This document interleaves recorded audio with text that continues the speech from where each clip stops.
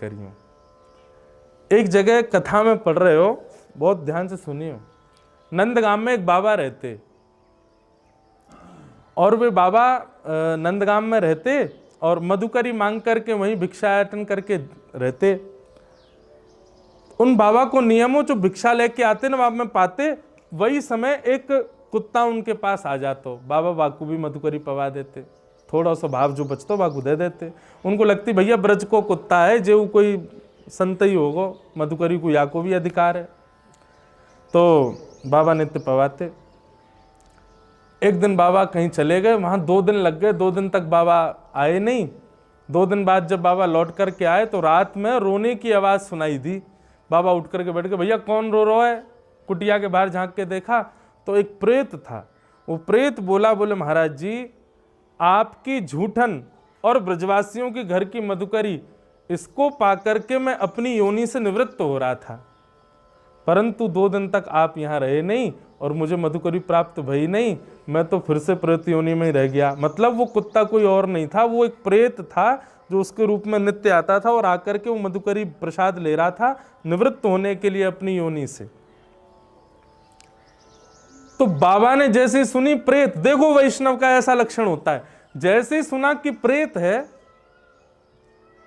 प्रेत सुनते ही उसके पीछे पड़ गए। बोले भैया सुनो, तुम प्रेत हो? बोले हाँ। बोले तुम ब्रज के प्रेत हो, साधारण तो हो नहीं हो?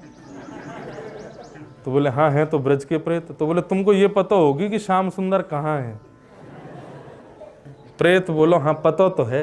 तो तुमने दर्शन किए? बोले इतनी योग्यता कहाँ महाराज जी, प्रेत हैं तो प्रेतों को इतना तो पता होता है कि देव कहाँ घूम रहे हैं। बाबा चरणन में गिर गए, बोले मैं तेरी मुक्ति की जिम्मेवारी मैं ले रहा हूं, तो मुक्त करा दूंगा, तू बस इतना बता दे श्याम सुंदर कहाँ है। तेरे पांव हाथ जोड़ूं भैया, तू मुझको बता दे श्याम सुंदर कहाँ है। तब वो प्रेत बोले बाबा ये नंदगाम ते नेक दूर जाओगे ना, मैं बता रहा हूं ठीक है, सुन लियो? बोले हाँ बता दे भैया। बोले नंदगाम ते नेक दूर जाओगे ना तो वहां शाम के समय कछु ग्वारिया गैया चरा के लौटे। बोले हाँ। तो बोले उन ग्वारियान के झुंड में एक नेक 100 बालक और चले पीछे पीछे। बोले हम भाई। तो बोले बाबा बई के पाम पकड़ लियो, वही ठाकुर जी हैं, वही ठाकुर जी। बाबा ने कही तेरी मुक्ति की जिम्मेवारी मैं ले रहा हूं, तू यहीं डट जा, मैं अभी आऊं। और बाबा गए, शाम को समय भयो, महाराज झाड़ी में छुप के बैठ गए। इतने में ही गैयान को झुंड आयो और गैया जा रही और गैयान के पीछे बड़े बड़े महाराज सिर पे पाग वाग बांध करके ग्वारिया जा रहे। इतने में ही नेक नेक सीसी गैया बछिया जा रही और उन बछियान के बीच में गद मदरासो नेक 100 एक सांवरो सो लाला, उन गैयान ने हाँकते हुए चल लो। बाबा गए और बाबा ने जा करके वहाँ के पाम पकड़ लिए। अच्छा वो था ग्वारिया का बेटा ही, और बाबा को तो वह प्रेत की बात पर विश्वास, वहाँ के चरण पकड़ लिए। बोले अरे ठाकुर जी मुँह पे कृपा करो, मुँह पे अनुग्रह करो, आज बड़ी मुश्किल से मुँह को मिले हो, अब ना छोड़ूंगा। अब तो वो बालक रोवे, अरे मैया तो मारेगी बाबा, कहा कर रो है? अरे मेरे पामन को छोड़। बोले ना तुम ही ठाकुर जी हो, मुझ को पूर्ण विश्वास है, तुम ही ठाकुर जी हो, तुम ही मेरो जीवन उद्धार करोगे, तुम ही मेरे लाला हो, तुम्हारे चरणन में प्रणाम करूं। देख बाबा तो को रोटी चाहिए रोटी ले जा, मधुकरी चाहिए मधुकरी ले जा, छाछ चाहिए छाछ ले जा, मेरे पामन ने छोड़, मेरी मैया बाट निहार रही है घर पे, लेट जाऊंगा तो को भी मारेगी मुँह को भी मारेगी, चल जल्दी छोड़।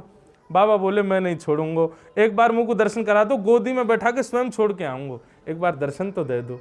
महाराज बाबा ने पाम छोड़े नहीं, वो बालक खड़ो रोने लगो जोर जोरते, मैया देख या दारी के बाबा ने मेरो पाम पकड़ लियो, मैया देख ये बाबा मुँह को छोड़ ना रहे है। बाबा इतने विश्वास से चरण पकड़ के बैठे रहे, रुदन क्रंदन करने लगे, बोले आज नहीं छोड़ूंगा, आप तो मेरे ठाकुर जी हो। आहा, नंद भवन में बैठे ठाकुर जी के नेत्र सजल हो गए और महाराज बा बालक के रूप में ही श्री श्याम सुंदर प्रकट है गए और प्रकट है के बाबा को दर्शन दे दिए। तो गौचारण करवे वाले ग्वारिया भी बंधुओं, उनमें भी ठाकुर जी के अंश हूं मैं। तो मेरी कही बात को मानियो, सबको प्रणाम तो करो ही हो, लेकिन कभी कोई गौ चरावे वाला ग्वारिया मिल जाए बाकू प्रणाम करें। ऐसे ही पंप पकड़ लियो, बोले बाबा छोड़ेंगे ना, तू दर्शन दे पहले। पता चली महाराज ग्वारियान की शामत आ गई, जयपुर ते ग्वारिया गुजर ही नहीं रहे। क्यों? बोले माँ ठाड़े खड़े रहे पकड़ बेकू। तो भैया ऐसा वेणुगीत अभी हमारे 2 श्लोक हुए हैं और भी श्लोक हैं, उनका हम गायन करेंगे बड़े भाव